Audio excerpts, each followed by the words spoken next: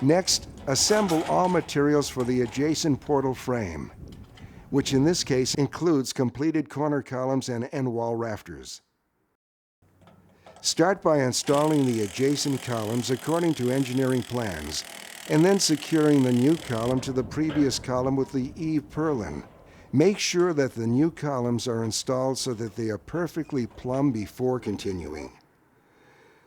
Proceed to the girts, making sure the girts nest properly by installing the smaller flange to the previous column, and install screws as directed by engineering plans.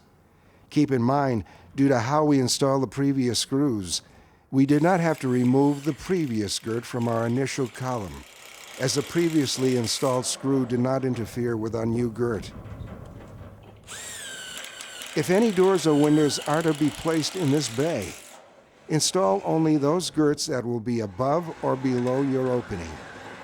Once all other components in this bay are complete, you can install all door framing. Once columns and girts are installed, continue on, installing subsequent rafters, purlins, and any other necessary X-bracing.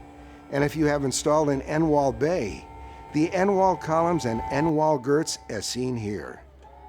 For exact location and installation instructions for these components, please see your engineering plans and the installation manual. Yeah, that's fine right there. Right there? Yeah, good? If you are installing the top girt on the end wall, in many cases, it will need to be installed to the bottom of the rafter while the opposite end will be installed to the end wall column or the opposite rafter.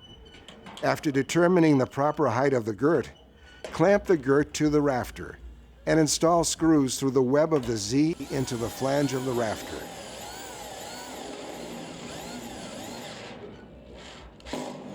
In this case, you will notice that the girts are not secured to the column until both girts are secured to the rafter, due to how far each girt extends past the column. Once both girts are installed to the rafters, making sure that one girt has a large flange to the outside, while the other has a small flange to the outside, nest the girts and install to the end wall column.